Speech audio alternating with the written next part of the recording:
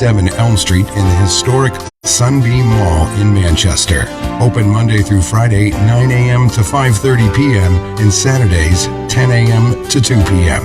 They can be reached at 603-222-2007 or on the web at queencitycabinetrynh.com. Come see the possibilities. Queen City Cabinetry, another proud sponsor of WMNH. Come on down to the Hop Knot at 1000 Elm Street, Manchester's premier craft beer and gourmet pretzel bar. Tell us more, Trudy. We make our dough fresh every day. We make a variety of styles of pretzels and serve craft beer, cocktails, and a few bottles of wine. We do the traditional pretzel, and we have multiple flavors for that. We also do stuffed pretzels, pretzel sandwiches, 3 dessert pretzels, and pretzel knots. The Hop Knot in the Brady Sullivan Plaza at 1000 Elm Street.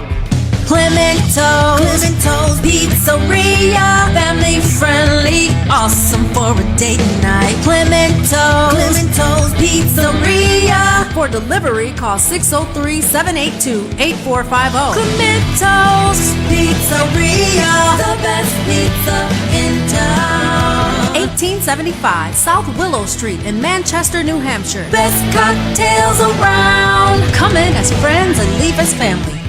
You're listening to WMNH-LP, Manchester's Radio.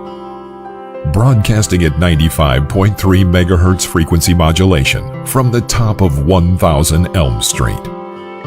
Our studios are located at 1045 Elm Street and licensed to Manchester Public Television Service in Manchester, New Hampshire, USA. Contact us at WMNH953@gmail.com or on our website, WMNHradio.org. It's a miracle. It's a miracle. It's a miracle.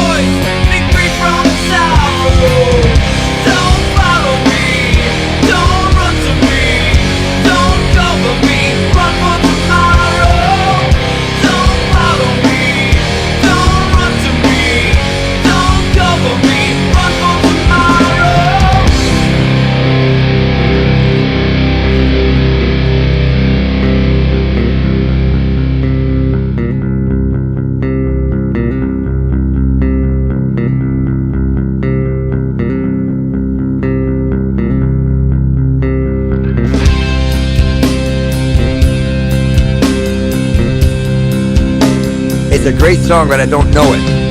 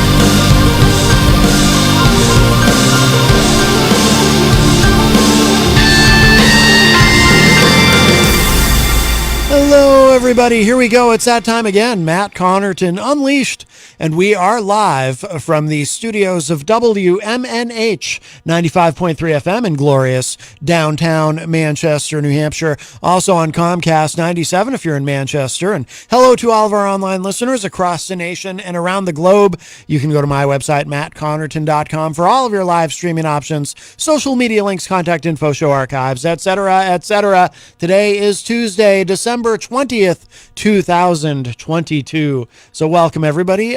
So nice to have you with me today. You know, it's funny. We're right in that zone, in that time of year where I get here and I'll park the car and it's still bright and sunny out. And then by the time I'm on the air, the sun is down and it's getting dark. I'll tell you, boy, the short days really, they're not kind to someone like me, that's for sure. I look forward to the days getting longer. I don't know about all of you, but soon. Next, actually very soon, I think, isn't it? We were discussing this, I think it was yesterday on the show, right? The solstice, winter solstice, isn't it like the 22nd or the 23rd coming right up? So, and then the days begin to get longer, even though we won't even be in the worst of winter in terms of temperature. The days will get longer. So it's a little bit of a trade-off there, I suppose. So welcome everyone to the program. 603-250-6007 is the number if you would like to join us today. 603-250-6007. You can also text me at 617-917-4476. Tweet me while you still can at Matt Connarton. Twitter could be going away any day now. You know, I keep meaning to call into the morning show and find out from our friend Peter White if it can only be actual human beings in the death pool, because I would like to. I don't currently have anyone in the death pool. I would like to put Twitter into the death pool, but we'll see. Also, let's see, you can email me, matt@mattconnerton.com. And of course, you can interact and opine in the Facebook live chat. But the best thing to do so that we can hear and enjoy your dulcet tones is to give us a call at 603-250-6007. By the way, I do see Katie from the morning show is in the Facebook live chat. Hi, Katie. Now, maybe you know, maybe you can answer the question for me. Do you know if it can only be actual humans in the death pool, or do you know if Peter would allow me to put Twitter into the death pool? Because then I would be happy to participate. By the way, while Katie is in there, I should mention this Friday night, it is the return. Oh, no, it's not the return. We were on last Friday. Well, anyway, this Friday night, it'll be on Retro Spectrum Radio with Paulie C. And I, of course, have the honor and privilege of being one of Paul's co-hosts on that show every Friday night from 8 to 11 p.m. It will be our Christmas Eve show, and Katie will be joining us for that. Here's what Paul put on social media. Friday night, 12/23/22 on Retro Spectrum Radio. Join us for an old-fashioned, fun-filled, funny celebration of Christmas Eve with an evening of classic comedy Christmas songs you haven't heard in years. If you grew up listening to the Dr. Demento show, you don't want to miss it. Lots of funny, classic Christmas stuff spanning 6 decades. We'll also be joined by the insanely talented Katie from the morning show and her dad as they perform a few Christmas songs together for us live in the studio. So after you're done rigging up the lights and sending Christmas cards, do join us. Well, boy, I hope people have done that by now. My goodness, it's already, well, I guess there's a little bit of time left. But yes, this Friday night, of course, you can listen worldwide at WMNHradio.org, and you can follow along and chat on Facebook. And what we do recommend for that show, of course, if you're local here in Manchester, you can just listen on 95.3 FM the old-fashioned way. But if you are, we have a lot of listeners from other places, of course. If you do listen online, what we recommend is go to WMNHradio.org and click Listen Live, but also go to Facebook and chat with us live during the show on the Facebook. And you might wonder, why can't I just do Facebook? Paul actually mutes the audio during his show because obviously with that program, there's a lot of copyrighted material. So if Paul doesn't mute the Facebook feed, we get kicked off and then we have to sign back in and then we get booted again. It's a whole thing. It's a whole thing. So the best thing to do is chat with us on Facebook, but stream the audio uninterrupted at WMNHradio.org. So we hope to see you, or we hope to be heard by you on Friday night. So there you go. If you would like me to hear you right now, 603-250-6007, 603-250-6007 is the studio line. We do have much to discuss today, and today's show might make some people very happy, actually. But you'll see. You'll see what I mean. But we'll say hello to everybody in the Facebook live chat. Melanie La Liberty from the great state of Vermont joins us. Hello. Jenny, of course, is in the chat and says, Shalom, peeps. And Melanie says, your mom? Whose mom? Do we say shalom to them too? Rocky Uber. Oh, by the way, if you missed, speaking of moms, just quickly, if you missed yesterday's show, Peter White's mom called into the program, so that was nice. Kathy, she actually called us live on the air. It was the first time that I can remember Peter White's mother ever calling into our show here in the afternoon, so that was really cool. That was a nice treat. She called to thank Jenny for the wonderful baked goods. Peter's mother enjoyed that very much last year, so Jenny made some especially for her this year as well. So that was really cool. That was a nice surprise yesterday. Rocky Huber joins us in the chat and says, I'm a Christmas mushroom. That's okay. Well, congratulations on that, Rocky. A.L. Whiteley joins us in the chat. All right, A.L., if that is your real name. A.L. says, I'll just call you Al, ended up in jail after my comments about Trump and, oh, okay. Yes.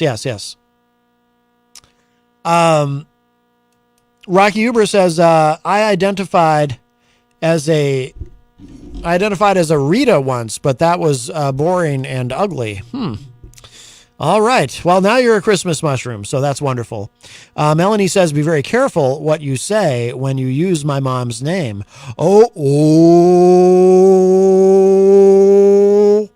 I think Rocky's in trouble.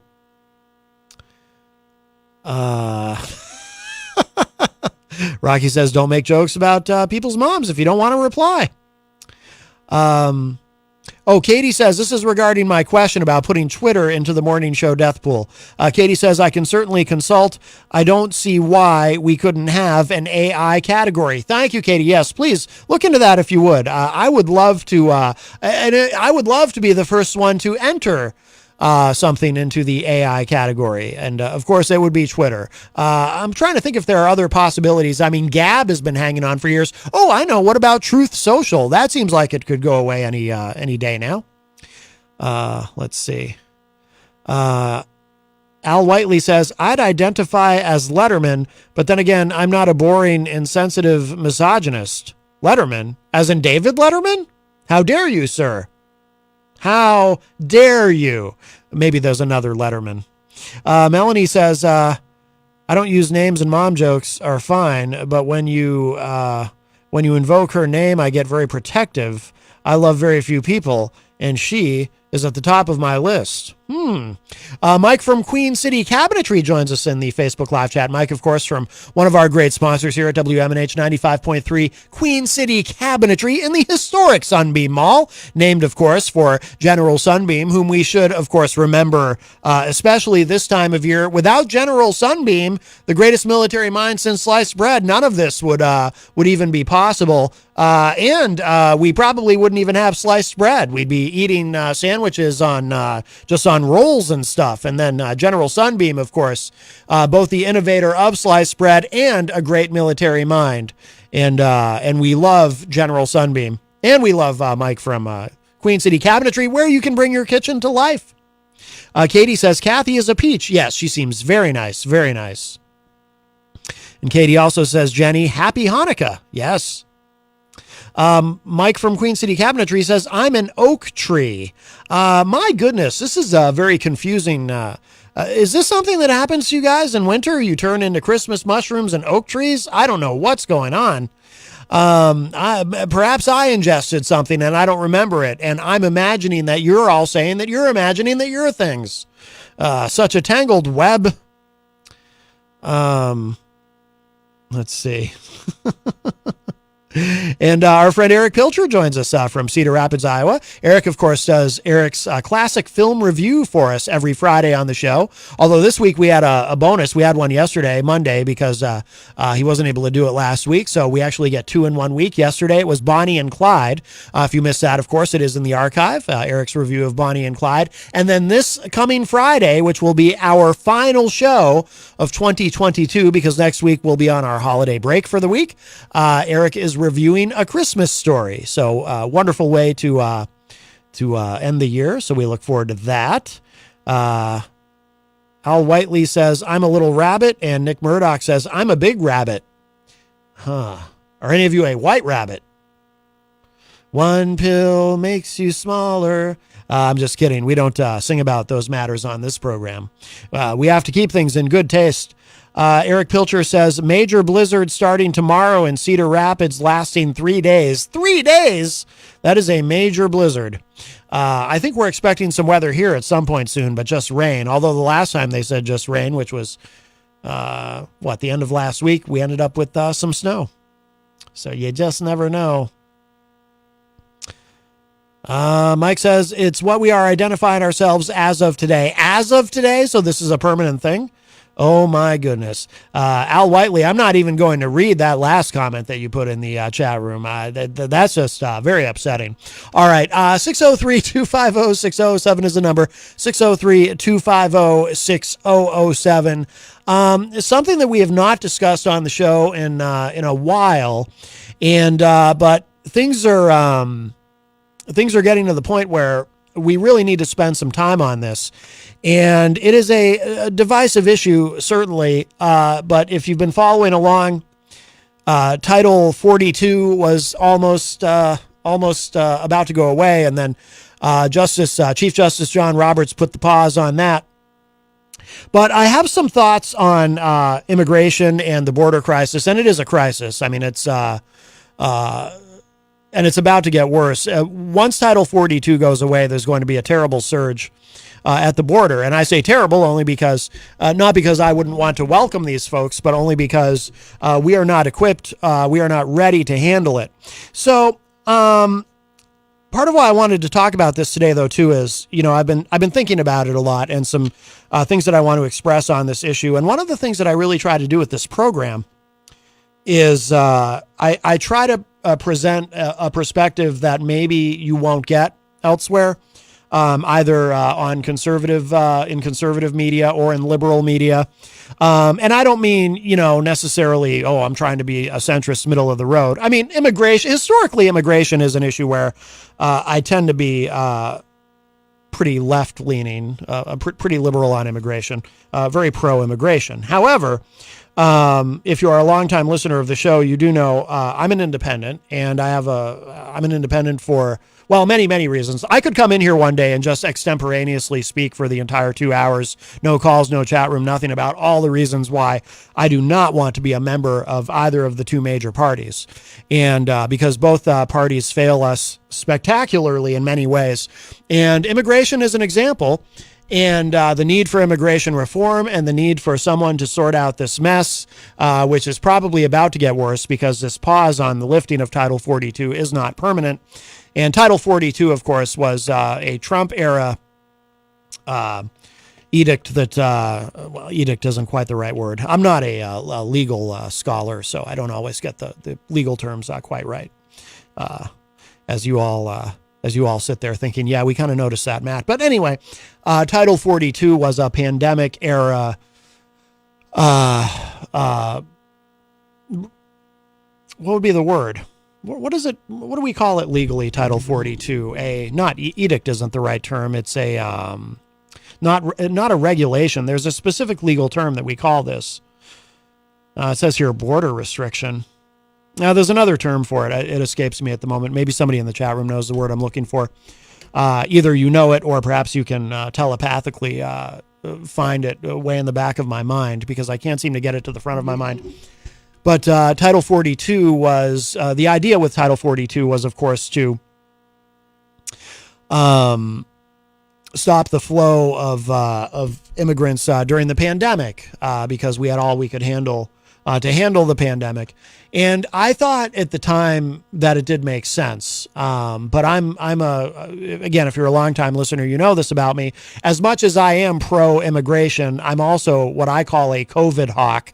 Very, very concerned about COVID-19 and wanting to not necessarily bring a lot of people in who may or may not be carrying the virus and spreading the virus and bringing more people in. Not because I want to in any way indulge in the stereotype that some people who are anti-immigrant have, that, these people, they're just bringing in all this sickness. But just because, again, it was an extraordinary time, which called for some extraordinary measures as far as trying to keep the virus relatively at bay, which we failed at in many cases, with over 1 million people dead and so forth. But our friend Eazy-G is on the line. Hi, Eric. Hey, a couple of quick questions, if that's okay? Yes. Hey, following that a little bit, the Trump mess, but is it going to kind of go away when the Republicans take over the House, whatever? Oh, the select committee, the January 6th committee? Right. Yeah. Right. That will absolutely be going away. I think they might. What was the trouble with the Justice Department, though? That probably won't go away, will it? That part will not go away. No. Merrick Garland will still be in charge. Could he be the first president to go to jail? Ex-president? It's possible. I don't think it's likely that it will come to that, but it's not entirely outside the realm of possibility. Or maybe they'll make some kind of deal in the background, in the back rooms, that he has to drop his presidency, and they'll drop the charges. Could that be say, hey, you can't run anymore, you've done it. Yeah, I don't know if that's I don't know if you even legally can make a deal like that. But I do think it's unlikely, but it's not impossible. I'm sorry. For all this bad news, I think it's not going to be good for his presidency running. Well, it depends. It depends on. It's not good for Republicans and right-leaning independents who may have supported him, but they're tired of all the drama that he brings. It's not good in terms of his support among those folks. However, that 1/3 of the Republican Party that is just ride or die for Trump, that is just totally MAGA to the core. In terms of appealing to those people, it actually is good. The more bad things that happen to Trump legally, the more it actually helps him with those folks, because Trump presents it as, just like the FBI raid at Mar-a-Lago, Trump presents it as, oh, look how I'm being persecuted, and he does the inclusion. He always does that. He's very good at it. He say, look how they're persecuting me, but it's not just me, it's all of us. If he's going to fight that release of his taxes, they say, well, it's coming around the corner, but I've been saying that for years. Yeah, I'm curious why he. Well, it's going to come out that he's not worth as much money as he says he is. Well, that may be it. Although, yeah, and he pays very little in tax, if any. Of course. Some of the criticism of him on that, though, I've always thought is a little unfair, because if you're in business, of course you want to pay as little tax as you can, or even not in business, but just anybody. You don't want to be paying, you don't ever want to be overpaying on your taxes. So when Trump said during the 2020 campaign, well, I pay less tax because I'm smart, some people ridiculed him for that, but I said, no, actually that makes sense. You don't want to be overpaying on your taxes as a business person. Right, but most of the time when you're president, you release your taxes. Right. You're the only one not to do that. Exactly, and that's why people get suspicious. It's not him saying, well, I don't pay more than I need to because I'm smart, but it's his reluctance to let anyone see his tax returns. When previous is that really a rule? They have to release your taxes when you're a president or running for president? There's no rule, there is no law, but it is tradition. And the reason it's tradition is if you refuse to do it, people start to wonder, why won't you do it? Well, he never conceded the loss. I think he was the first one to do that, right? He never conceded, right? That's right, yes. He's still claiming to this day that he won the 2020 election. Mm-hmm. I think I sent you an email today, too, about that whole mess of, we're going to run out of money. Who's going to run out of money? The government there. They're trying to figure out how to not run out of money and get the government working for the next year or so. They're voting on that now, actually. I mean, I think literally right now as we speak, they're probably voting on it. Like $1.7 trillion. It's an unbelievable amount of money going around. It's a lot of money. It's crazy. I mean, these baseball players and other sports too, especially baseball, they have no cap. They're making like over $300 million. Except for this guy, though, in San Francisco Giants, I just read that his money's on hold because of a suspected health problem. They always have to have a health conversation with their. They go through a what do you call it, doctor visits there. And not an inspection, but what do you call that when you see a doctor there? A physical. Where they give all this ton of money to the player. So it'd be interesting to see if this guy doesn't get the money because of some kind of a health problem. Well, you can't blame these people. If they're going to give this guy $350 million, they're going to make sure that the guy's healthy. That's right. And that would be egg on their face. That would be egg on their face, and nobody wants that, Eazy-G. Nobody wants egg on their face. I think, speaking of egg on my face, I think I figured out what's wrong with the stream earlier this morning. Maybe it was something wrong on the studio's situation, but I think maybe it was. But I tested it later on. I said, "Why it's still not working?" But then I put my volume up, so I don't know if that was a problem. It might have been me. No, there was a problem with the audio stream. Oh, there was. Oh, okay. Yeah, there was just a technical problem. It didn't even have anything to do with us, I don't think. I'm not sure exactly what was wrong, but I believe it had to do with a server elsewhere that distributes the audio for us that we transmit the audio to, and then the server is working now. Yes, it is working now, so it's all good. Technology will fail us on occasion, Eric. That's for sure. True. That's for sure. But the president, he always seems to be some kind of hot water. I don't know if he likes that or not, but he does make all of his own problems. So I think the psychology he is was born with a interesting. silver spoon in his mouth, wasn't he? Pretty much. He was always been rich, right? Oh yeah. He was born into a rich family, and Fred Trump gave him quite a bit of money to get him started. Yeah. Yeah, I know you're not a big sports fan, but boy, I tell you that Tiger Woods, even though he survived that last crash, and of course nothing happened to him, except for his health, he's having trouble walking now. Yeah, I had heard that. He's a cart now, and I don't think that's allowed when you play in the big tournaments. Do you mean I when don't think he's going to be playing much long in these big tournaments if the guy can't walk. you mean when he's playing golf, or do you just mean in general he's having difficulty? He played some this tournaments where they don't. Oh, it's a special tournament where he raised money for charity or something. Yeah. And then he played another tournament with his son there, where there's no rules. He could play with a cart. It doesn't matter. But when you play in the big tournaments, I don't think they allow you to play with a cart. So I think his career is going to be coming to an end here pretty soon. He has something like playing the riders or something like that, where he can't walk. Well, he's had a hell of a career, right? Isn't he considered the greatest of all time, or no? I don't know much about golf. Yeah, but he had the last car crash there where he pretty much could have been killed and lost his leg there. And I think now, of course, nothing happened to him because he's privileged. But I think he's paying for it now with his bad health. That's probably what's going to happen to him. Mm-hmm. I don't think really people feel sorry for the guy. Who knows if the guy had some kind of. I don't know. If that was me or you, we would have been in big trouble. But he's privileged. Nothing happened. Well, it's like his car more than once. Well, oh, you mean nothing happened legally in terms of? Right. Yeah. Well, they didn't even give him a ticket or anything. Nothing. No fine, nothing. Well, it's like we were He's talking done that about before. He crashed his car. It's like we were talking about on the show yesterday, Eazy-G. We live in a country, we live in a culture that does not like to punish the wealthy and powerful. Oh, of course. But yeah, you're right. If it was you or me, we'd be in some trouble. But I know. I leave it this side. I know a couple weeks. I know this weekend that SmackDown has been taped, because of Christmas season. Yeah. And it was weird, of course, the tribal chief and trying to be the bad guy, try to beat everybody up. Mm-hmm. He even went after, even tried to go after Seth Rollins. I guess those guys were buddies, the Shield. Yeah. Tried to go after him last night and beat him up. Who did? Not him. I don't think he was even there. I think he was somewhere on a remote location. And maybe it was out back, who knows. But he had all his stable there trying to beat people up. Wait, who did you say? Roman Reigns was doing that? Oh, Roman Reigns, he said everybody's going to pay, on the tribal chief and on the number one guy around town here. And then the next thing you know, they're beating up on guys. And I thought, well, they won't go after Seth Rollins. But they tried to do it, but then Kevin Owens came out because they're going to fight on SmackDown on the 30th there, and they're going to have a Roman Reigns the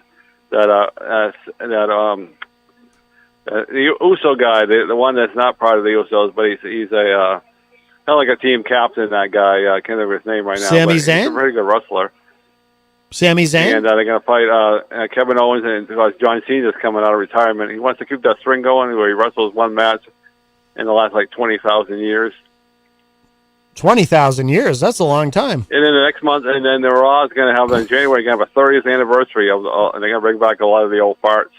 Oh, you don't like that when the old guys come back, do you? No, it's just for one night, I guess, is okay. Oh, yeah, right. It didn't go too well last time. I remember with one wrestler, I remember the last time they had an anniversary special, and he was injured and stuff, and Randy Orton was beating telling all the old wrestlers that you stink now. And of course, he's old now. He can't wrestle. He might be done. He just had neck fusion surgery. That might be it for Randy Orton. He might be done. He might add to the list of Big E. Hey, those guys put their bodies on the line, Of course, Big E got injured. It was a freak thing, too, Yeah. Where he fell out of the ring and tried to beat somebody up, and he fell wrong on his neck. Yeah. Like my friend likes to say, they're glorified stuntmen. That's right. I mean, they don't play that commercial lately, but I saw an old thing on Peacock where they said, "Don't try this at home." Oh, I remember those commercials. Yeah, the "Don't try this at home" commercials. Right. You can't get injured, believe it or not, even though it's kind of staged event. Of course. And they pretty much know who's going to win the matches. You can get hurt. Yes, you can. Look at you get really hurt. Look at what happened to Droz. He's in a wheelchair to this day. Randy Orton's been a wrestler for a long time, so even if he's all done, he's a Hall of Famer. Oh, definitely. Yeah, absolutely. All right, that's off my bullshit for the day, and you have a great show. All right, Eazy-G, thank you for the call. I appreciate it. Bye-bye. How come he doesn't say that anymore? He usually does the bye-bye. I almost forgot to do this.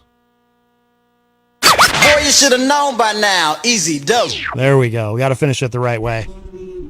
Got that from Peter White. Our friend Shannon is on the line. Hi, Shannon. Hi. Good afternoon. Good afternoon. What was I going to say? Oh, I don't know. One thing. Do you remember there was someone... Can you hold on 1 second? I got to turn my radio down. Oh, sure. Just hold on a second. Yeah. We'll talk amongst ourselves. Hello to Scott Robinson, I see in the chat room. Sorry. That's okay. What's going on, Shannon? Are you back? Yeah. Okay, what's going on? I had to turn the radio down, but yes. Wasn't there a match between they were wrestlers, they were brothers, in somewhere in Canada. I want to say Toronto, and the brother died. Owen Hart. Yeah, Owen Hart. Bret Hart's brother. Yeah, he died. He was being lowered. He was supposed to be lowered to the ring. He was doing a character at the time called the Blue Blazer, and he wasn't. And the contraption. Yeah, he wasn't properly fastened. So when he thought that he was apparently. So he stepped forward and he plunged to his death. He died on the spot. Yep. Yeah. I still remember. I was in my car driving when I heard the news on the radio. It's like, geez. Really? Wow. Yeah. Yep. Very sad. But one thing that won't happen, and I think it might be true what Easy said about the big tournaments that you're not allowed golf carts. Do you think that Tiger Woods would not say, "Excuse me, I can stand and I can hit the ball, just can't walk to the next hole"?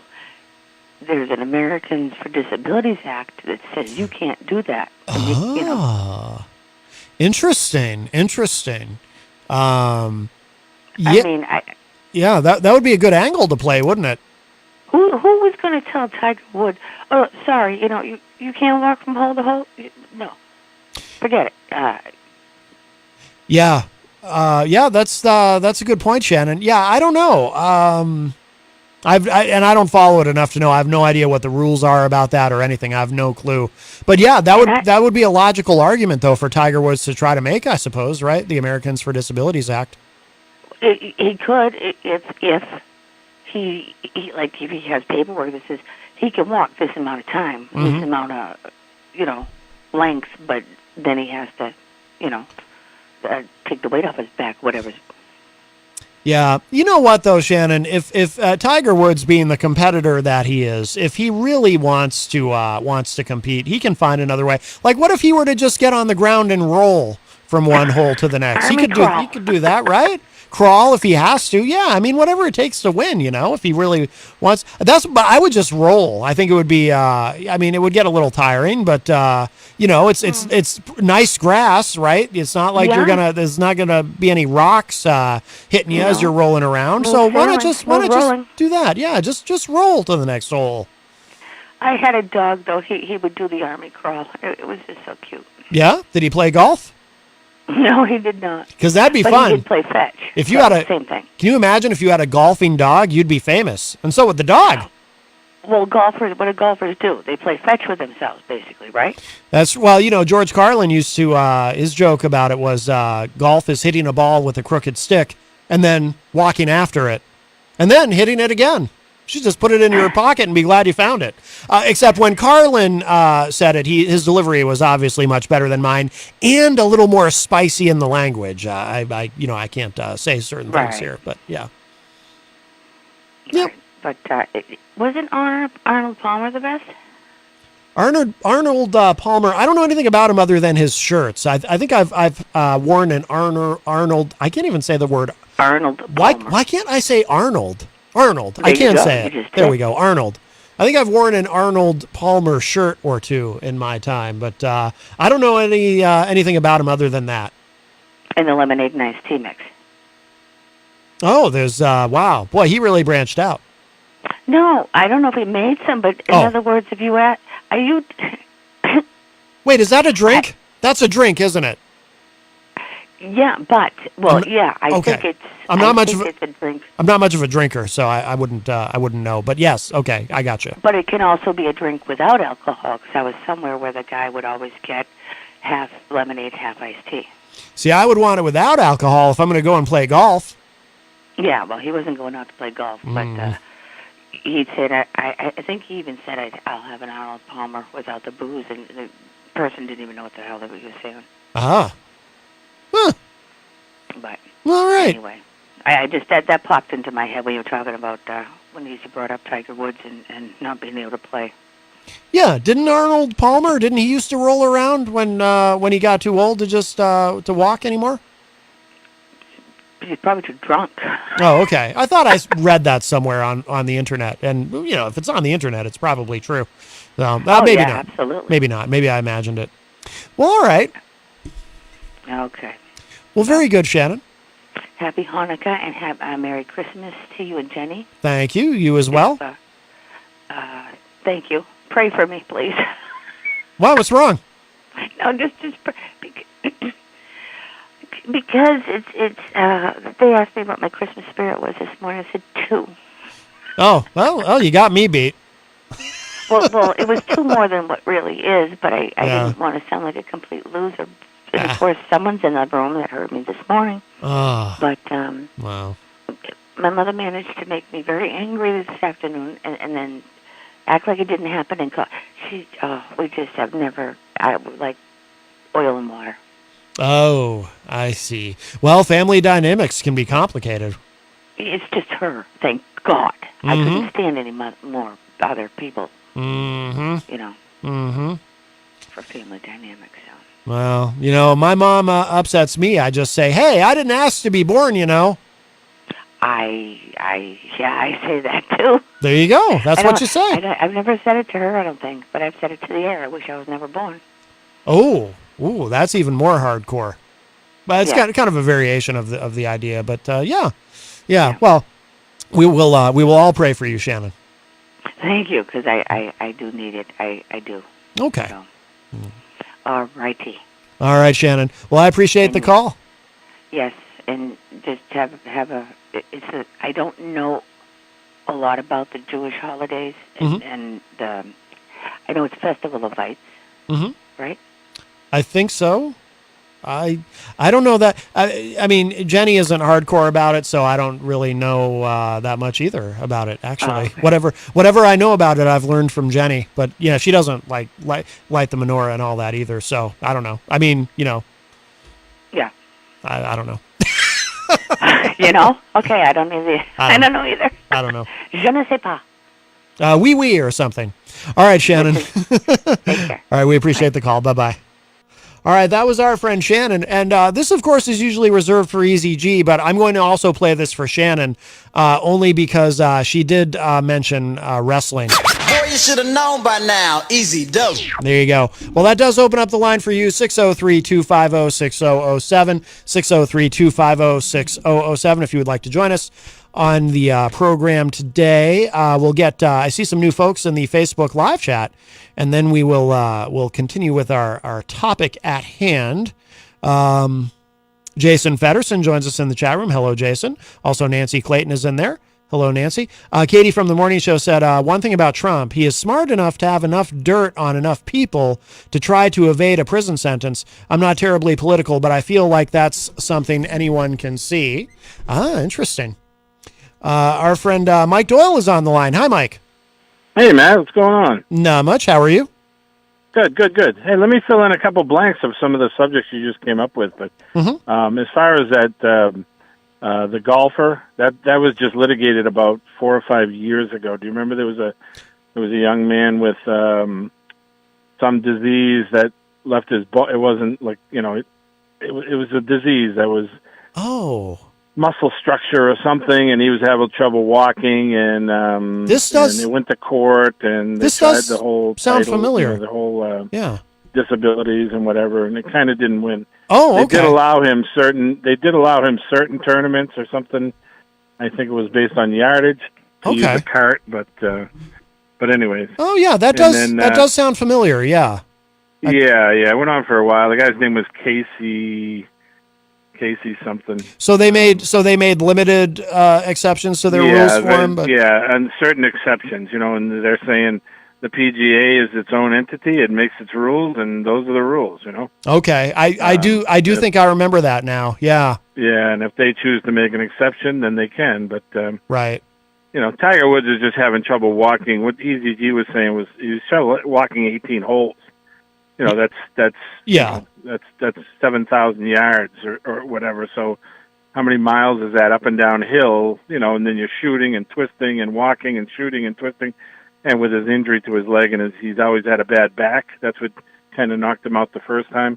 So those combinations, he's getting older. He's in his, must be 40ish, or he's got to be well into his 40s. He's had some incidents. Well, I've always heard people say that, and I wouldn't know. I've never played golf in my life except for mini golf, but I've always heard people say that golf is much more athletic. If you actually do it, it's much more athletic than people realize that it is. People right. who make fun of it think that think it's not a real sport, but that it's actually much more athletic, and there's much more conditioning involved than people outside of it actually are aware of. Yeah, you don't see too many heavy-set golfers, because they're walking so much. That's true, yeah. Hey, and I just wanted to touch base when you started talking about Title 42, which I was interested in, but then you got derailed a little bit. You had mentioned, I want to semi-correct you a little bit, because you had mentioned Title 42 having to do with amount of illegal, because of the mass amount. And Title 42 is it strictly says if somebody if they cannot find an identification and they know where they came from, and that country has a communicable disease outbreak, and they list like 10 of them, like COVID and typhoid, and there's a whole list of all the hepatitis. Oh yeah. And if those countries are known to have that outbreak at the time, then the persons are not let into the country. Right. And that is more to try to stop a large outbreak here. Oh yeah. No, I have a whole explainer about it actually that I didn't get to yet, but no, I appreciate that. Okay, but good. But yeah, I was just saying that the reason it was kind of utilized though for COVID was to try to keep out, like you said, try to limit outbreaks of COVID with people coming in, which I agreed with the enforcement of that. But it also encompassed like 10 other 10 other diseases. Yeah. And so the question you ask yourself is, why did the Biden administration continue this and not fight it when he first got in, but continue it for 2 years now, and then now say, all right, it's coming to its end. Let's end it. Well, I don't. Odd. Why didn't he end? Well, the thing is, I don't, and it's complicated and hard to follow, because I don't think it's a matter of the Biden administration whether they've want to get rid of it or not want to get rid of it, or now it's time or whatever. It's more this has been tied up in the courts quite a bit. And it's gonna, but it is going to go. What you're mentioning though is going to lead into. You might enjoy it, Mike. I'm gonna hit. I'm gonna hit both sides, because I have criticisms on immigration broadly with both sides, but I have some unpleasant things to say about the Biden administration today, which you might enjoy. Yeah. Well, I don't take. You think I do, but I don't take as much enjoyment in. Well, I'm half bad things. You know what I'm saying. I know. I'm like you. I don't take enjoyment in seeing either side fail. No, I know. I'm both sides are supposed. We have common ground. We're saying both sides are supposed to be working for us. Yeah. No, I know. I say, I understand what you're saying, but I say they make it so much more complicated than they have to. Oh yeah. To make it easier for the people of the United States. Mm-hmm. And then once everybody in the United States is rolling along pretty good, then we can branch out and help anybody else. Yeah. Like we do. We're one of the most giving nations in the world. Yes. And that's all I want. I want family, friends, all to be happy, healthy. Mm-hmm. The communities to be safe, and I think that's what everybody wants. Who doesn't? Oh yeah. Who doesn't want that? But absolutely. But anyways, yeah. And hey, one last thing. I just want to show you the power of media and how it can be negative. last week I called one time, and we were having a good discussion about something, and we left amicable, and everything was great, and it was, talk to you soon. And right after that, you were reading some stuff online, and one of the persons you were reading said, and I was a little surprised you read it, to be honest with you, but it ended it with, "He sounds very racist." And I was sitting there going, we didn't even have anything to do with race or racism or. I don't even. I don't even remember that. Yeah, it's just amazing how. See, that's the power of the media. Somebody can just say that and not know. This person doesn't know me, doesn't know me personally. Go to dinner with me, hang out with me for a little bit, and see if you think I'm a racist person. You know what I mean? They don't, to throw that word around via media and not know somebody. Well, social media. We just to clarify, you mean social media, of course, social media. That's what I mean. On Facebook, but, yeah. So it's just, and you multiply that by what's going on around everybody. Like, people mean to each other, people shaming each other on media, people. We've all heard it. Look at the relationship people lose of friends and family and that don't talk to each other because of things said on media, and it's just insane. Oh yeah, absolutely. We're all looking for the same outcome. Aren't we all looking for a long life, long and healthy life for yourself, your family, your friends, neighborhoods, and people that can come up and prosper and get jobs? And we're all kind of, if you sat down and say, I like that idea, I want that. I think we'd all be in the same boat, or for some reason we got separated here with D's and R's, and and it's just an S show, and it's just it is what it is, I guess. But. It's one of the many things that I don't like about our two-party system. But of course, among a million other, like I was saying earlier, I could come in one day and just talk for 2 hours straight about all the things I don't like about the two-party system and the harm that it does. I still say a three-party presidency would be the way to go, because one guy can't do it all. So you have three presidents. One is an expert on internal, United States stuff. One's an expert on foreign, and the other one's an expert on money or something. And 2 out of 3 have to agree for something to pass or something to be, signed into law. And I don't know, just a little rhythm at the top instead of the one man just makes all decisions type thing. Yeah, it's an interesting idea. Maybe people would, and then you got experts in every field. One guy's not, a guy like Joe Biden, who's a little older in his years, is not running over to, 10-day foreign trips.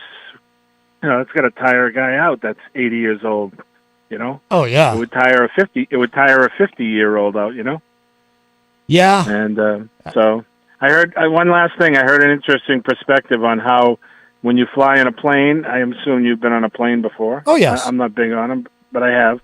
And the scrutiny you go through to get on an airplane internally in the United States versus the non-scrutiny that's happening at the border with the amount of people coming over at this time. When you kind of weigh those two, it's just kind of funny. It's something to think about. So.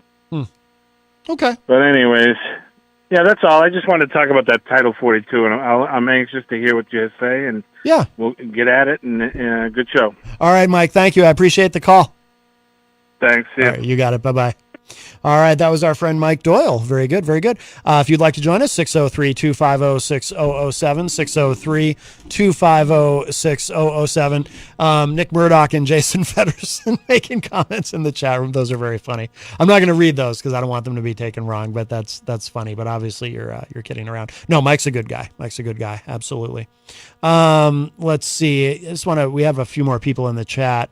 Scott Robinson, I think I mentioned Scott's in there. He said, "It is a Christmas miracle, easy twice in one day." I don't know if it's really a miracle. It's a miracle. And also Chris Rose from the Commonwealth of Massachusetts joins us. Hello, Chris. Nice to see you in there. Let's see. Just want to make sure we don't miss anybody in here. And our friend Al Whiteley was asking about Skyping in later. Yeah, that's fine if you want to Skype in after the break. We're already running late, so I think the break might be a little late. But I wanted to But yeah, 603-250-6007 if anyone wants to call, 603-250-6007. Oh, Nick Murdoch, I think I mentioned, is in there. And also Rick Smith joins us. Hello, Rick. Yes, I can't read that comment on the air.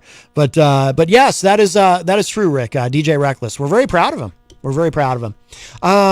Now, the thing that I wanted to make sure I say about this regarding the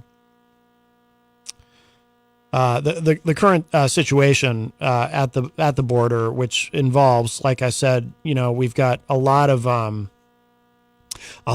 its refugees, and I'm pretty. I've always been pretty liberal on the issue. I want to welcome immigrants. I don't like. I don't even like the term. Sometimes you'll hear people refer to them as illegal aliens. I don't like that term.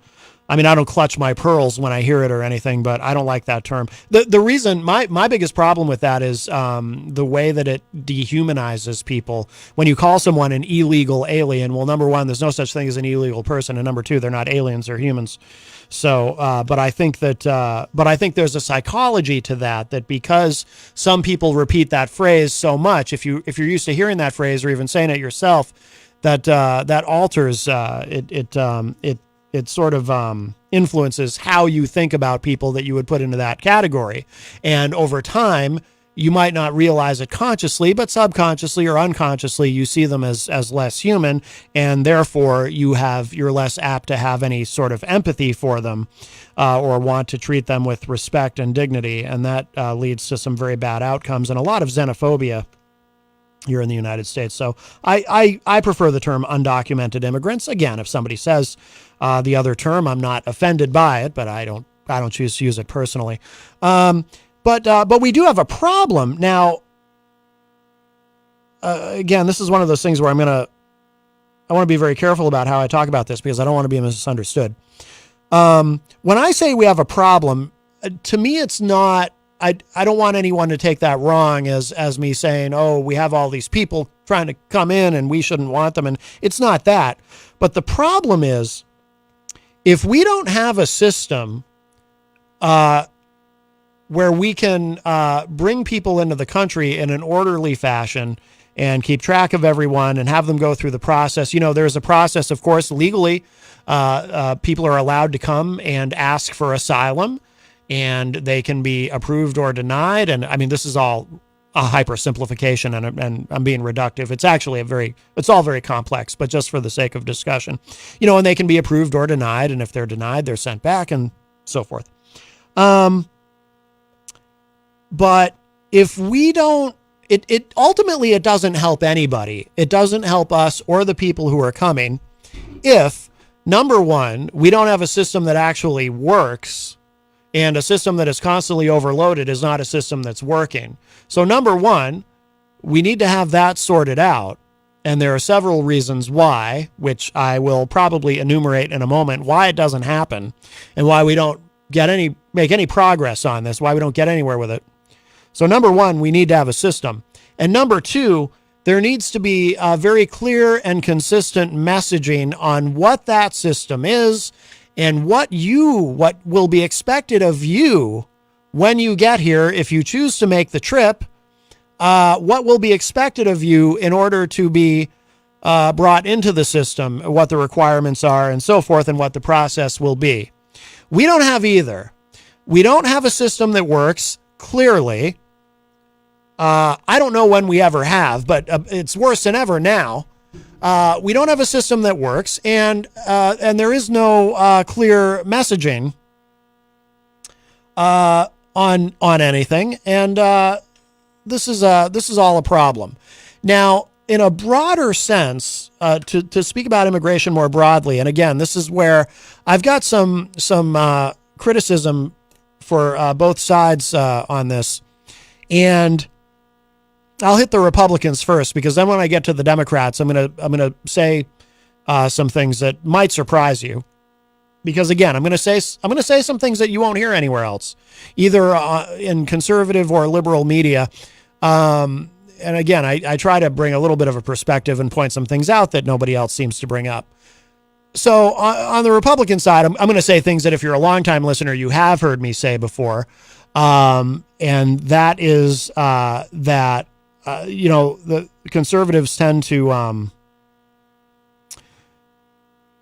it's kind of a they tend to not all, of course, not all. There are some conservatives who are able to speak and write in a sophisticated manner on the subject. I don't want to say all, paint with too broad a brush, but a lot of conservatives in media, conservative politicians, etc., they seem to approach anything immigration related, whether it be dealing with asylum seekers or people coming over the border undocumented or whomever. They just deal with it all in such a hypersimplified, reductive manner. And the problem with that is it's actually very complex. So, but when you do hypersimplify everything and you reduce it to a simple 3-word slogan like build that wall, okay, well, build that wall, that works well at, say, a rally, a political rally, where you get a whole crowd of people chanting that simple 3-word phrase. But that's not ultimately the solution. And by the way, it's not that I'm opposed to walls. As a matter of fact, I freely acknowledge that there are places along the United States-Mexico border where walls have been built, where local communities were concerned about the border crossings, and they were able to cut down on illegal border crossings significantly by putting a wall there. I have no problem with that. We're a sovereign nation. We have a right to protect our border with walls. I have no problem with it. But the problem I do have is it's a whole lot more complicated than that. That isn't even the number one reason that people are here illegally, is people coming over the border illegally. The number one reason for illegal immigration is people overstaying their visas. People who were here legally on a work visa, for example, like an H1B, and then the visa is up and they don't leave. They just stay, and then they're in the country illegally. So, but the whole immigration system, our friend Eric Pilcher, who is a conservative from Cedar Rapids, Iowa, and he's an example of someone who is able to see and speak about the issue in a much more sophisticated way than a lot of folks do. We had a great conversation about it one day where he was talking about simplifying the visa system so you can get more people into the country legally who are coming here specifically to work, instead of having all these different classifications and making it so hard. Let people come in and let people stay who are working and are contributing to the economy. Why wouldn't you? Especially when we have this terrible labor shortage. So I think my criticisms of the Republicans are, I think they try so hard to, they're very reductive on the issue, typically, rhetorically. And they're so terrified of ever doing anything actually productive to fix the immigration system itself, because that tends to require working with Democrats in a bipartisan way. And they're willing to do that on some things. But when they do that on immigration, the rest of the party points to them and calls them a rhino, Republican in name only, and says, what are you, some kind of liberal working with the Democrats on immigration? What do you want? A country full of foreigners or something? Come on, you can't do that. I mean, that's what happened with Marco Rubio. I've talked about it on the show before. My dad even agreed with me on this. Marco Rubio, when he was part of, I forget if it was the Gang of Six or the Gang of Eight. Whenever there's a bipartisan Senate committee of people, they like to call it a gang of something. But anyway, he was a part of this, might have been a Gang of Eight, a bipartisan group of senators working on trying to put together some actual, meaningful, actionable immigration reform, like not just, hey, we're going to build a wall and beef up the border, but we're going to do some other things as well to actually fix the system itself. And Marco Rubio was a part of that. And I remember he said, look, I'm Cuban American. This is important to me. This is something that affects Hispanic people. And then what happens? He runs for president. Oh, and it turns out, and by the way, this is something Eric Pilcher and I talked about too when he called. He wakes up one day and says, wait a minute, I'm running for president now. I can't have anything to do with this. And then I saw him during those debates in 2016, where he would get asked about immigration reform during the debates. And he literally, this guy, so cowardly, this guy would act like he had no idea. Like, what do you mean immigration reform? I never had anything to do with that. I don't know what you're talking about. It's like, dude, you were a part of the Gang of Eight. Yes, you did. But he literally acted like it never happened. And of course, it's, it's helpful to raise money, right? As long as, I always say too, and again, this applies to both parties, but, there's really not that much money in solving problems. The money is in perpetuating problems because you can always raise more money. That's why so few things get solved. Most of what we argue about politically today, to some degree, it's all the same stuff that we were arguing about when I was a kid and first got interested in politics. Melanie says in the chat room, but fixing the system leads to Caucasians becoming the minority race in America. That's what they are scared of. Well, certainly, yeah. If you watch Tucker Carlson, he talks about it. He talks about replacement theory, and they're trying to replace all the white people with Hispanics, and it's just really, and that has roots that, well, we won't even get into it. But anyway. So I think Republicans consistently act in bad faith on this issue, and the Republicans that actually try to want to fix it, they don't get very far because their own party shuts them down. Now, let's get to the Democrats, and this is where I'm gonna say some things that have to do with the current administration. And has to do with our Vice President, Kamala Harris, who President Biden put in charge specifically to sort of be the czar, if you will, of the border, figure out this border problem. Oh, Miriam Banish joins us in the chat room. Hi, Miriam. And also Ardell5. From Greensboro. I know because I see hashtags. So, here's the deal. Oh, our president says that. Here's the deal. And come on, man. Things like that. So when President Biden, I think it was right at the beginning of the administration, he did have his own plan. His administration had a plan that they released for what they wanted to do on immigration, some comprehensive immigration reform. And in terms of fixing the border, fixing the system in terms of asylum seekers, of course, and messaging, figuring out the messaging and all of that. Title 42, again, I kind of put that aside for the moment because it's like what I said to Mike, that keeps getting caught up in the courts. The inconsistency on Title 42, that part I don't hold against the administration, only because the courts have been so involved in that. I feel like the administration has been left without any real say in it. I feel like they're kind of at the whim of the courts about what happens with that.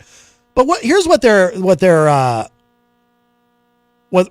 not at the whim at. Now, they know that, and they've known all along, Title 42 could go away at any moment. I think early in the administration, they did want to get rid of it. Again, it's never been really their choice at the end of the day. The judicial branches has taken that over. And now, like I said, Chief Justice John Roberts has put the pause on ditching Title 42, although it's probably very temporary. It is temporary.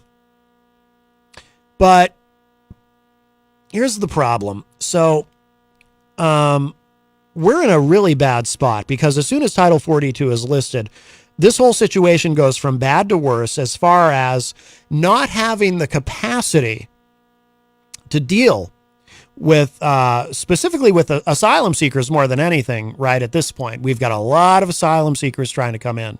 And again, nothing against them. I want people to be able to come here, especially, again, we have a labor shortage. So if people want to come here to work, let them come, give them jobs, and we do need them. They do contribute to the economy. Sometimes people will say things like, actually, I hear it a lot. I shouldn't even say sometimes. I hear it a lot. People say, people just come to this country and they just want to sponge off of us and not work and not contribute to the economy. No, statistically, most people come here to work. And then when they get here, they do work. And immigrants actually, there's fewer immigrants committing crime than there are American-born citizens, statistically. especially people who are in the country illegally, because if you are here illegally, I'm not justifying being here illegally. Don't anyone take this wrong. But if you are here illegally, you probably don't want to have interactions with the law, because that's going to get you tossed out, right? Also, it is impossible to participate in the United States economy without contributing to it. Even if you're not yet at a point where you're actually paying income tax, you're still paying taxes on other things. If you're buying things, if you're spending money, you are paying taxes in some way, and you are contributing to the American economy. So that's why some economists will tell you the more people participating, the better. Then again, if you look at it from the standpoint of housing, where there's a housing shortage, I can see where that would be a counter argument to that. But here's the thing. So this is about to get a lot worse. Now, Kamala Harris was put in charge of this, and Democrats are now, and I can see where they weren't going to do this before the midterms, but Democrats are starting to turn on the Biden administration and are asking, what are we doing about this? What's the plan? And so this is from a website, NPR, not NPR, mprnews.org, politics and government section. Harris says Congress needs to lead on immigration after Title 42 restrictions end. Now, what does she mean about that? What she means is, if you ask this administration, why have you not gotten anything done? Why hasn't anything been done to prepare for this? And what you will often be told is, either by the administration or apologists for the administration, that, well, we can't get anything through Congress because whatever you want to do, for example, if you want to put more, you want to beef up the border, right? So you want to put more border patrol people on the border. Well, that costs money. You've got to pay for that. We can't get Congress. We can't get Republicans in Congress to work with Democrats to pass something that will fund that. Okay, just as an example. There's various variations of this explanation. So in other words, we've got things that we want to do, but they're going to cost money. And if Republicans won't cooperate with us on funding these things, then we can't get it done. Now, there is truth to that, but, well, I'll get to the but in a second. There is truth to that. A term you'll often hear is unfunded mandate, where, well, actually, that's the next step. So, well, there are ideas that people have that never get passed because you can't get the right cooperation, right? And then there are also things that do get passed, but they never get fully implemented because they get passed and put into law, but then they're not funded. There's no money allocated to actually pay for the thing that was passed into law. That happens a lot, and that's where the term unfunded mandate comes from. This isn't even an unfunded mandate. It's a mandate that can't even get passed, right? So when Kamala Harris, for example, when she says that, it's not that she's wrong that Congress doesn't need to pass reform bills and fund whatever additional measures need to be implemented. But here's the problem. If I were Joe Biden's vice president and I was put in charge of this far into the administration, the last thing I would want to be doing is trying to tell people, when people come to me and ask me, why haven't you made any progress on this at all? The last thing I want to be saying is, oh, well, it's somebody else's fault. It's the Republicans. It's their fault. If it is true, if she is being completely honest when she says that, and that really is the reason, because you can't get help from Republicans on getting this done and you need their cooperation, you should have said something sooner. Because if it was me in that situation, and I know I'm going to be held accountable for this, and I know that this is something that is going to drag the administration down, and so far it really hasn't, but it's starting to, because now Democrats are beginning to turn on the Biden administration and are starting to say, hey, we're getting a little frustrated here. Even Mayor Eric Adams of New York City is starting to say, this is getting to be a little much. We don't have the resources to deal with this. Oh my God, in El Paso, Texas, they're having a terrible time. And again, it's not that they don't want the people, it's that they don't have the resources to take care of everybody.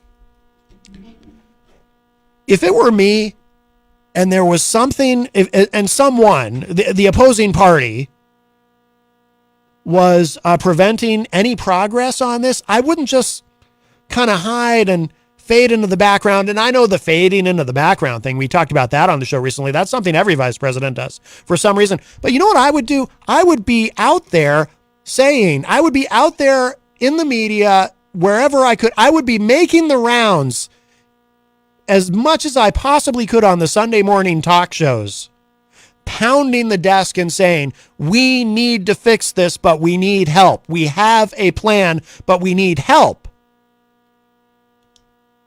Because here's the thing, if you don't do that, I'm not saying that if she did that, then those who stand in the way of getting this done would suddenly be shamed into helping. But you know what it would do? It would at least reassure people that she's trying to do something.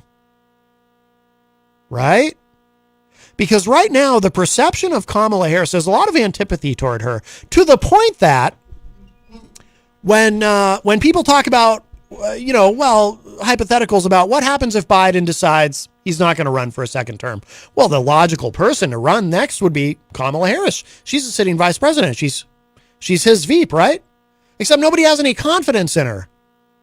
Because when she's asked about something like this, basically she shrugs and says, well, it's somebody else's fault and I can't do anything about it. You may have noticed a pattern here. Remember Roe v. Wade?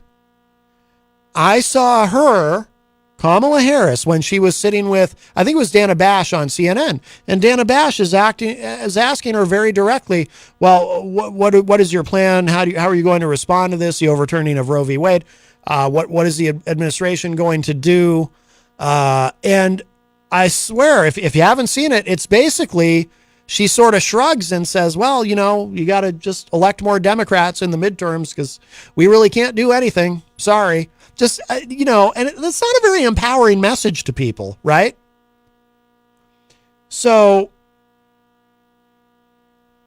if it is somebody else's fault, which is what she seems to be saying, well, it's not my fault, it's somebody else's fault. Well, then you need to be very out front about that, about whose fault it is. And make it very public that you need them to help you. But you also need to be consistent in your messaging. And this goes to a larger, broader complaint about the Democrats that I have made many times. But I swear to God, it is getting worse over time. I am consistently amazed.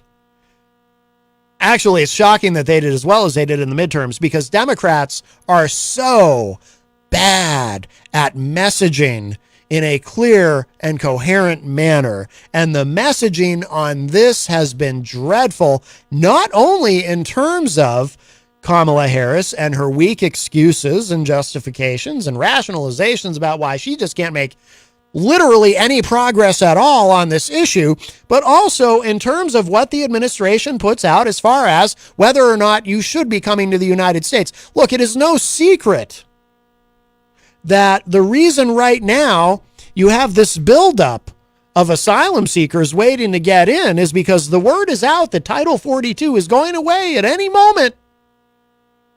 So right from the beginning, this administration has been just all over the place with their messaging. I do remember at one point, seeing her, again, Kamala Harris, the vice president, saying, please don't come. We've got a mess here. Don't come. She should have been doing that every day of her life. She should be putting a YouTube video out that says, by the way, I just want to remind asylum seekers, we can't handle the load right now. Please don't come. Right?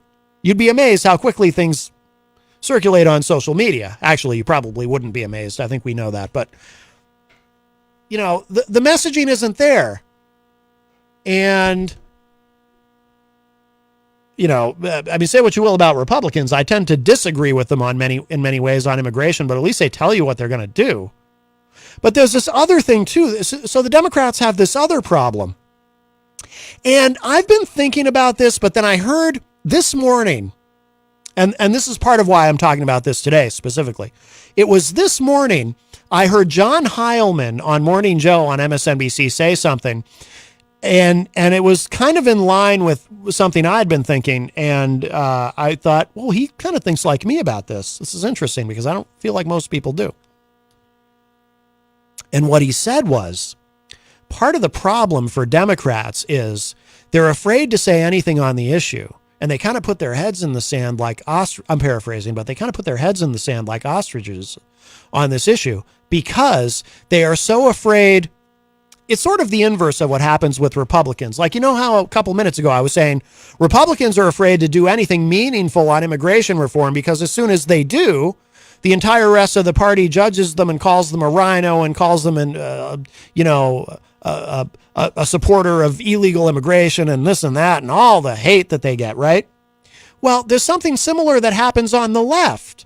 Or at least this is what Democrats have convinced themselves of. They're afraid to say anything on the issue. They're afraid to speak up. Again, it's starting to turn. They're starting to turn on the administration. But Democrats are generally afraid to say anything about the mess at the border, right? Because they're worried that the moment that they do, then they're going to get called out by their own party. Oh, what? You're a Democrat. Why are you saying these terrible things about immigrants? And it's like, no, I'm not saying anything about immigrants. I actually want to help immigrants. I want to fix the system. But they're terrified it's going to be the same thing, right? Because these are people who, during the Trump administration, they were very critical of some of the Trump administration policies. For example, family separation. And by the way, criticism that was well-deserved. I didn't agree with that either. I thought it was terrible. And eventually we come to find out that was actually Stephen Miller's idea, who is no fan of immigrants. And he was advising the Trump administration, hey, let's start separating children from their families. And then the word will get out that, oh, if an entire family shows up at America's door, just be aware, we're going to take your kids away from you. And, you know, maybe someday you'll get them back or whatever, but you're not going to be together anymore. And maybe that will discourage people. So that was an actual strategy that they had. Hey, at least they had some sort of a strategy and at least they were telling everybody about it, right? That, you know, this is what we're doing. I don't know if in the end it actually worked as far as discouraging anybody because these are desperate people, right? But Democrats were very critical of that strategy, and I agree. I don't like that strategy either. I think that's wrong. I think it's sociopathic, to be quite frank with you, separating children from their families like that. I think that's awful. That is, I think absolutely all the criticism I'm on board with. But now, because they criticized the Trump administration so much, now these same Democrats are so afraid. They're afraid that if they say anything about the current crisis at the border, that now they're going to get criticized and people are going to turn on them like, wait a minute, you said you didn't like the Trump era policies. Oh, now it sounds like you agree with the Trump era policies. And it's like, no, I'm just saying I'm concerned about what's going on here. So now they're all afraid of their own shadows. So they don't say anything. So you have an administration that can't do anything because the vice president just makes excuses. And then you have the entire party around the administration who are all afraid to speak up because they don't want to get painted as being anti-immigrant. And we continue, as all of this is going on, we continue to exist in a country that can't have an open and honest and mature discussion about immigration and what really needs to be done with the immigration system itself, because it's this hyper politicized thing with two parties that are never going to, for their own reasons, are incapable of doing anything meaningful and productive on the issue.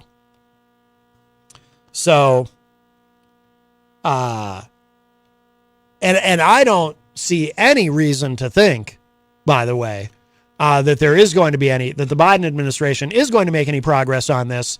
And they knew that Title 42 could go away at any moment, and they're clearly not prepared. And there's nobody who can answer a question about what they're going to do, what they're going to try to do, what they think they might be able to pull off. Nothing. Jean-Pierre there, the White House spokesperson, she was asked, I think it was today, what is the vice president doing about this? This is her thing, right? And spokesperson couldn't even answer the question. Could barely answer the question. Just nonsense. Because there is no answer. Except, just blaming Republicans. Again, if you want to blame them, fine. If they're legitimately at fault, fine. But then you should be on the Sunday morning talk shows every week pounding the table about that and getting some sort of public pressure on them to cooperate with you to get something done. If that really is what the problem is, whatever the problem is, whatever it is that you're not getting, whatever the help is that you're not getting that you need to solve the problem, you should be on the Sunday morning talk shows every week pounding the table about it. Not just waiting until somebody finally asks you and say, no, I don't know, it's not my fault. I can't do anything about it. Only in politics would that even be viable, right? In the corporate world, if you're in management, say you're a middle manager, and you're trying to get these lower management people under some sort of control, right? Because they're unruly or whatever. and somebody from upper management comes to you and says, hey, middle manager, what have you been doing to try to correct this issue that we have with lower management? They're just running amok. What are you doing about it? And you just say, oh, I don't know. I can't really do anything about it.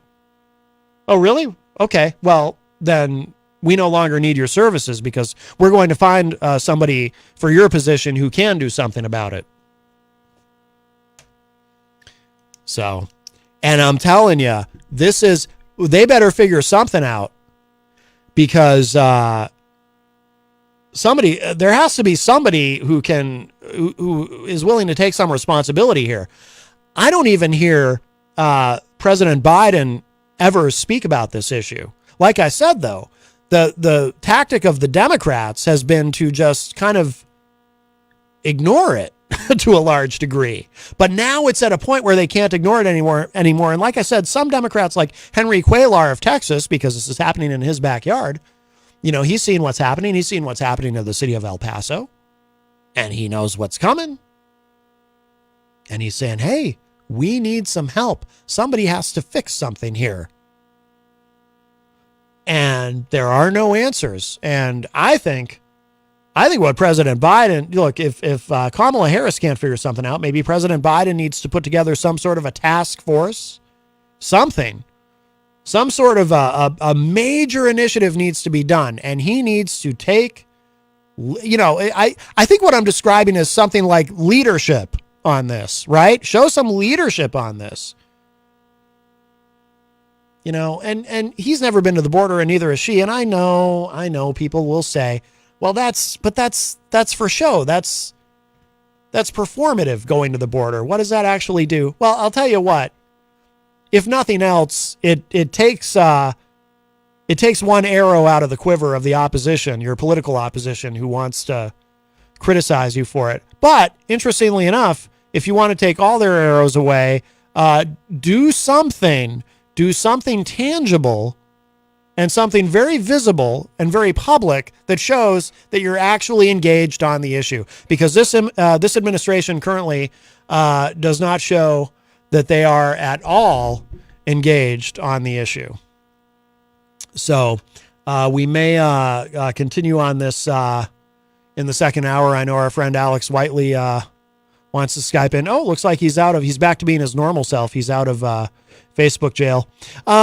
So we will take a break. Oh, wow. It's already almost 5:30. We'll take a break. I'm going to play a song, show some love to our amazing sponsors, and then we'll be back with hour number 2. Well, no, actually, I won't even say it that way. We'll be back with the balance of our show, which will be very short because it's so late. But it's a big subject. We're going to play a little Edgewise. I opened the show with an Edgewise song. It's an Edgewise day. I'm going to play this track, Revenge, and show some love to our sponsors. And then we will be back with the rest of our show. Don't go away. More to come.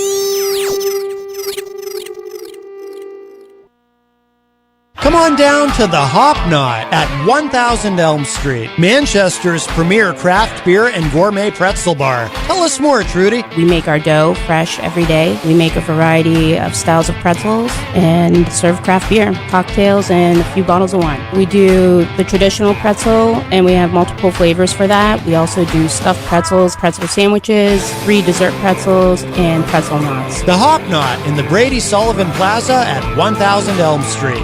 Bring your kitchen to life with Queen City Cabinetry, located at 87 Elm Street in the historic Sunbeam Mall in Manchester. Open Monday through Friday, 9 a.m. to 5:30 p.m. and Saturdays, 10 a.m. to 2 p.m. They can be reached at 603-222-2007 or on the web at queencitycabinetrynh.com. Come see the possibilities. Queen City Cabinetry, another proud sponsor of WMNH. Clemento's Pizzeria, family friendly, awesome for a date night. Clemento's Pizzeria. For delivery, call 603-782-8450. Clemento's Pizzeria, the best pizza in town. 1875 South Willow Street in Manchester, New Hampshire. Best cocktails around. Come in as friends and leave as family. This hour on WMNH is sponsored by CGI Business Solutions, located at 5 Dartmouth Drive in Auburn. They serve all your business needs, including employee benefits planning, corporate design and business administration, investments and wealth management, and customized business insurance solutions. Their phone number is 866-841-4600 or on the web at cgibusinesssolutions.com. WMNH, rip the knob off.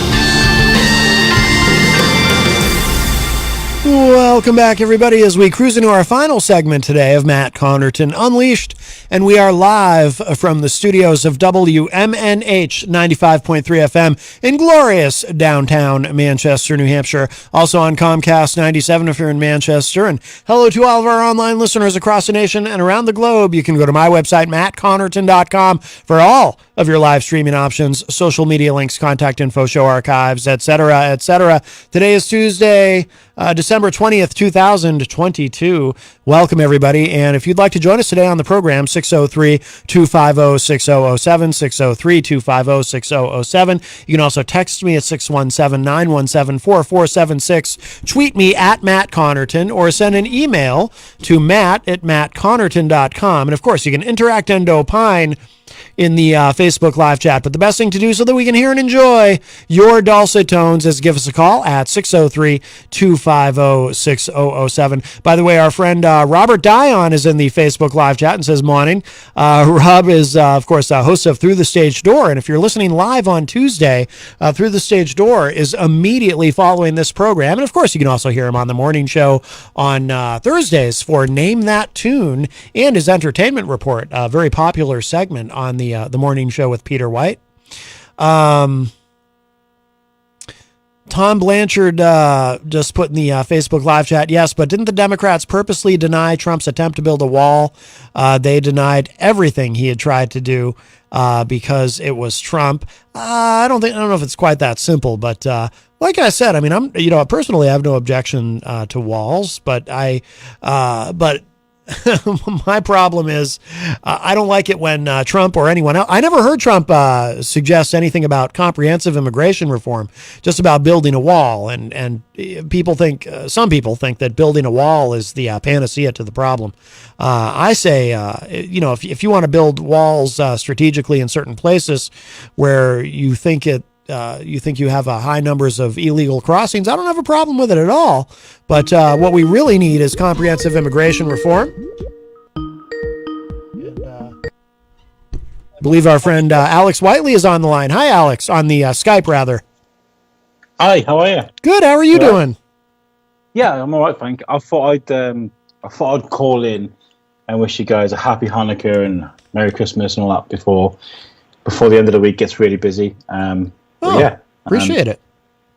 Yeah, I wanted to sort of weigh in with the immigration thing. Obviously, we've got similar problems here in the UK and across Europe with the conflicts that are happening in Ukraine and Syria. There's a real nasty rhetoric with not everybody, but a very small but loud minority here in the UK. And whenever there's mention of refugees or asylum seekers or immigrants, the comments sections on Facebook get really nasty and quite evil, actually. Yeah. I think we need to, when it comes to discussing these issues, we definitely need to have healthy discussions about the difference between an immigrant and an asylum seeker or refugee, because there are terrible things happening in the world right now where families are getting bombed and shells dropping in their local communities, and the only way they can survive is to get out of Dodge, And I know there are terrible things that have been happening in Mexico and places in Central and South America as well that would possibly cause that kind of migration. So it's a difficult one, isn't it? Because it affects everybody's ecosystem. When everybody comes into into your country, and like you said, affects crime, and it can be an issue. Absolutely. By the way, whenever you mentioned Ukraine, and of course people getting out of Ukraine, and I always like to say props to Poland for really stepping up in a huge way, taking people in right from the beginning of this conflict. Poland was taking people in, and they really kind of had an attitude about, we're gonna take as many people as we can take and help as many people as we can, and they have just been incredible. I don't know if anyone's ever been as generous as far as taking in refugees as Poland has. It's been really remarkable to see. I've seen and read some amazing stories. In fact, I'm going to put something together with the Shrewsbury Biscuit for the new year. I work with some amazing people here in Shrewsbury that communicate and organise with a lot of refugee groups, support groups, and I've seen stories of people that to this day have been collecting items for families in Poland, and then they'll get them and they'll throw them into a van, and they will drive to Poland and drop off these supplies, come back, and then they'll just keep doing runs. Wow. So there's people doing an amazing humanitarian work out there at the moment with what's going on in Ukraine, because at the end of the day, we don't make these decisions, do we? The government does. We can't say, we don't want a war. Can we not have a war, please? I'd rather my children survive and not get bombed. We don't get to make those choices. So sometimes the only decision is to get out of Dodge. And there was a situation in my local town, and I'm not singling out my town because I love Shrewsbury very much. I'm an ambassador for my town, but there's problems in towns across the UK. There was a hotel where that housed a few refugees, and there was a bomb scare. The day they moved in, there was a bomb scare. Some local obviously didn't like the idea of them being in this hotel, and they called in a bomb scare. And then they started reporting on these things, across local news sites and things, and sharing the links. And the comments in those links were just horrific, absolutely horrific. And it made me feel embarrassed. But I think you can't isolate certain towns. It's across the UK, and it's across America, of course, obviously. Absolutely. But yeah, that's all I wanted to say on that. There's a good film, actually, a really, really powerful good film called The Swimmer on Netflix.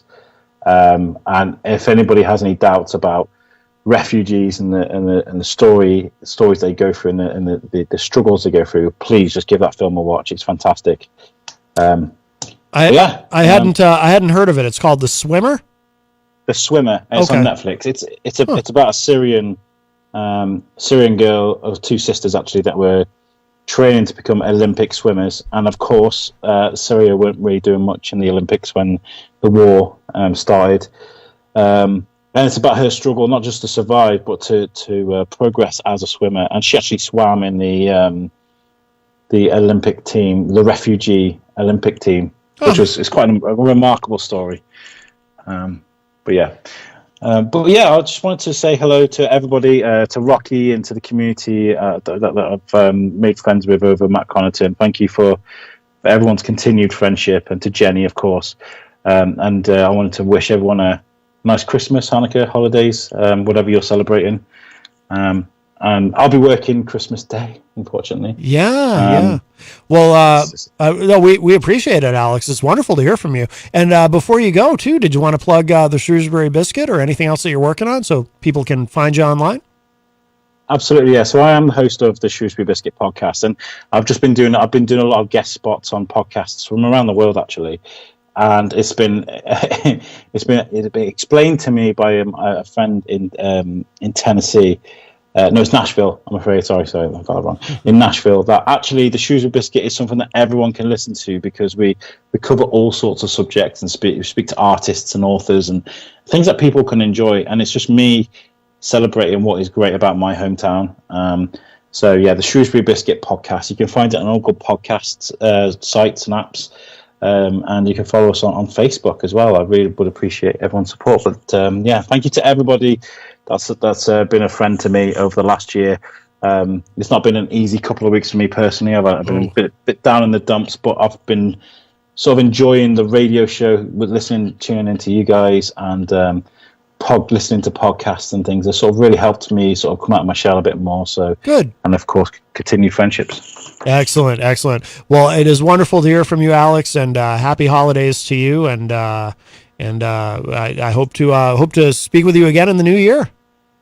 Thank you very much. Happy Merry Christmas, Happy New Year to you all. All right, Alex. Thank you. Take care. Bye-bye. Bye-bye. All right, very nice. That is our friend Alex Whiteley from the UK, and always nice to speak with him. And yeah, of course, the issues around immigration and refugees and everything that is, I think that is dealt with everywhere around the world. And unfortunately, as Alex pointed out, there is a lot of hate for people and who are different, quote unquote, the other, or there's a lot of xenophobia and a lot of racism in the world, unfortunately, still. I feel like we've, here in the United States, we've certainly made a lot of progress over the years, but we also have a long way to go. Our friend Ardell equals 5 in the chat room says, "We don't care about Trump, # Matt. Swimmer, we say? That's brilliant, # Matt Connarton. Season's greetings, Alex, we say." Oh, not # Alex. That's a departure. 603-250-6007 is the number if anyone wants to get in with a call. We do have a little bit of time left on today's show.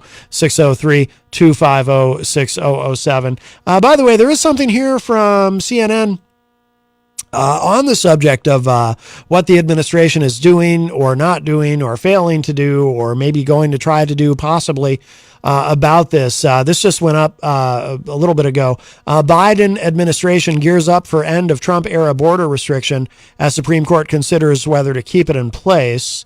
It says here the administration is still bracing for the end of a Trump-era border restriction even after the Chief Justice of the Supreme Court temporarily paused the end of the program. The administration now faces a 5 p.m. Eastern deadline, Tuesday deadline, today, to respond to an emergency appeal filed by Republican-led states that asked Chief Justice John Roberts to pause the end of Title 42. That authority allows the federal government to quickly expel migrants who have crossed the southern border, citing the COVID-19 pandemic. Roberts yesterday afternoon granted the temporary pause and ordered the administration to quickly respond. The White House had been spending Monday preparing for the end of the program at midnight on Wednesday in accordance with a lower court's order. Border officials were thankful for a brief pause of the termination of Title 42, but were proceeding with planning anyway, 2 senior U.S. Customs and Border Protection officials told CNN. One official said, quote, "Everyone is breathing a collective sigh of relief, albeit a temporary one," unquote. Yes, very temporary. Border officials across the U.S.-Mexico border were on regular phone calls over the weekend preparing for the anticipated end of Title 42 and have been working with the Mexican government to try to stem the flow, the official added. In the Del Rio sector, for example, officials predicted that the number of migrant encounters could double from 1,700 a day to 3,500 a day. When Title 42 ends, straining overwhelmed resources in a remote area of the border. Despite Monday's decision, the administration is moving forward with planning. And I got another pop-up. I'd like to see the rest of the article. I keep getting these pop-ups. That doesn't usually happen on this particular website. Let's see. Oh, wow. Where are we here? Okay. Quote, "We're going on as if nothing's changed," unquote, one official said, adding that policy discussions are still underway to provide other legal pathways to Nicaraguans, Haitians, and Cubans who make up a large number of encounters. As for what happens on Wednesday, if the expiration is still on hold, one official said there will be a mini surge. The official said, quote, "I think there's some that probably haven't gotten the message and won't until they cross. There are some already committed who will cross," unquote. Inside the White House, the pause on the termination will not have any effect on what have been the intense behind-the-scenes preparations for the end of the authority, according to a White House official. While the Department of Homeland Security serves as the lead agency on the issue, it has been a central focus for the last several weeks inside the West Wing. Oh, I'm glad somebody's been paying attention at least. With senior White House officials playing a significant role in the internal debates over policy options to address an expected surge of migrants at the border. There are no plans to slow the ongoing effort, the official said. Given the possibility, any delay is only brief in nature. The official said, quote, "We've always been aware of the role the courts have in the process, but it's not something that changes the approach," unquote. Yeah, and like I was saying earlier, too, the administration hasn't had much say in whether Title 42 continues or not. But the other thing that I wanted to look at before we run out of time, because we're already almost out of time. Oh, this is what happens. Yeah, so Kyrsten Sinema, who made big news recently for another reason, which we still haven't gotten to on the show because I do have some thoughts on it. Kyrsten Sinema, who is a Democratic senator from Arizona, now independent senator. I don't know when the switch officially takes hold or if it has already. But apparently she's still going to caucus with the Democrats. So I was talking earlier about, there are bipartisan attempts along the way to actually do meaningful immigration reform, but they just never get anywhere. And this is an example, something actually helpful that she tried to do. This is from CBS News. Now, this is from back on the 15th. So it's from several days ago. But last-minute push to pass bipartisan immigration deal fails, dooming yet another reform effort. Negotiations in the...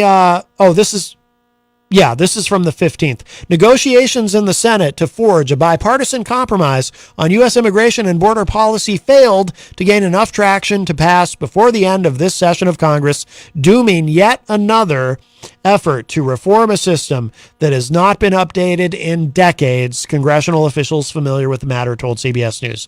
Senator Kyrsten Sinema of Arizona, an independent who until last week was a Democrat. Okay, so the change has already happened. And GOP Senator Tom Tillis of North Carolina had been discussing a potential deal that would have included the legalization of a subset of the millions of unauthorized immigrants living in the U.S., as well as certain measures aimed at reducing illegal crossings along the U.S.-Mexico border. But Sinema and Tillis did not strike a deal that would have been able to secure the necessary 60 votes in the evenly divided Senate during the lame duck session, 3 congressional officials said, requesting anonymity to describe the outcome of internal negotiations. The long shot bid marks Congress's latest failure to pass a law designed to overhaul an immigration system it has not significantly updated since the 1990s, and the Democrats and Republican lawmakers have said is in desperate need of reform. The failure to reach a deal during the lame duck session also dampens prospects of a bipartisan agreement on immigration in the near future, since Republican lawmakers will take control of the House in January and have vowed not to grant, quote, amnesty to any group of unauthorized immigrants. Of course, Republicans consistently misuse the word amnesty when discussing immigration, but we'll put that aside for the moment. One of the congressional aides familiar with the talks said there wasn't enough time for Sinema and Tillis to reach a deal before the end of the year, especially given ongoing efforts to pass government funding bills. The aide said a framework stemming from the talks could serve as the basis for a bill in the next Congress. In an interview with Politico last week, Sinema said, she and Tillis were working on, quote, the most difficult political issue of all of our careers, unquote. That's probably not hyperbole. I mean, it almost sounds like it could be until you think about, well, actually, it's almost impossible to get anything done on this issue, so I suppose it is the most difficult. The talks between Sinema and Tillis focused on providing a path to permanent legal status to Dreamers, which should have been done a long time ago, by the way, of course, also known as DACA recipients, the Deferred Action Childhood Arrival, Deferred Arrival Childhood Action, I think. I might not have the order of those words right, but I think those are the right words. And that's not even politically that's not ideologically controversial. I mean, actually, polling data, I believe, shows most Republicans are in favor of that. These are people who were brought to the United States as children who grew up here under no volition of their own, brought here as children. Of course you want to give them citizenship, right? Or at least a path to citizenship. Personally, I wouldn't even forget the path to permanent legal status for Dreamers. I would just make them citizens. Just do it. They grew up here. They were raised here. Come on. But a path to citizenship is better than just nothing, just continuing to leave them in limbo. Anyway, all right. Ooh, we're almost out of time. Okay, I do want to get through this. The talks between Sinema and Tillis focused on providing a path to legal status to Dreamers or unauthorized immigrants brought to the U.S. as children, a longtime Democratic priority. But again, a lot of Republicans agree with that. Even some immigration hardliners you wouldn't necessarily expect. It says here, they also sought to address Republican concerns about the unprecedented levels of border arrivals recorded over the past year. According to people familiar with the negotiations, the border-related items floated as part of the talks included increasing the salaries of Border Patrol agents and bolstering their ranks, providing additional funds to the Department of Homeland Security for detention facilities and deportations, and enacting additional penalties for migrants who do not attend their court hearings. It all sounds reasonable. Other proposals included the establishment of processing centers to determine whether migrants have credible asylum cases, and an extension of the Title 42 pandemic-related border restrictions, which have allowed the U.S. to expel hundreds of thousands of migrants on public health grounds since 2020. The policy, which blocks migrants from seeking asylum, is set to end on December 21st because of a court ruling. We already talked about that. One of the reasons, and of course there's a pause on that because of John Roberts, but one of the reasons negotiators reached an impasse was because of a Republican demand to curb releases of migrants into the U.S., including by terminating the Flores Agreement, a court settlement that limits the detention of migrant children, two congressional officials said. While the talks between Sinema and Tillis received expressions of support from moderate lawmakers and organizations, they also garnered criticism on both the left and the right. And there it is, of course. That's why nothing will ever happen on this. Immigration hardliners and some Republican lawmakers criticized the legalization proposal for Dreamers, saying the U.S. should not be granting amnesty to immigrants, and amnesty is in quotes because, again, they continuously misuse that term. Amnesty to immigrants living in the U.S. without legal permission amid record arrivals of migrants along the southern border. Again, by the way, if most Republicans agree with giving them a path to legal status. So we're talking about the Dreamers. So you got to be a real hard ass to say no to that. There are immigration hardliners in Congress who want to give the Dreamers a path to citizenship. So it drives me nuts that there are still people who oppose that. Progressive advocates and lawmakers, on the other hand, denounced the border-related proposals, including the Title 42 extension, saying they would undermine the rights of asylum seekers. All right, we are out of time. We got to go. There is more to this article, but we got to go. But it's frustrating. By the way, Jenny just posted a link in the chat room. She just got another new article published in The Mighty. Apparently I can't talk at the end of the show. TheMighty.com is the website. Jenny has many wonderful articles there. You should go there and read them. I suggest very much, and I'm sure she'll share that out on social media if she hasn't already. So congratulations, Jenny, on that. And we got to go. We are out of time. If you missed any part of today's program, it will be up in just a little bit at WMNHradio.org and at my website, mattconnarton.com. And if you are listening live on Tuesday, Through the Sage Door, hosted by the great Rob Dionne, is coming up next. And there's also a replay of Friday's Retro Spectrum Radio as well. So if you missed Friday's Retro, you can check that out. And all right, that's going to do it for us for now. I will talk to y'all a little bit later. Bye, everybody.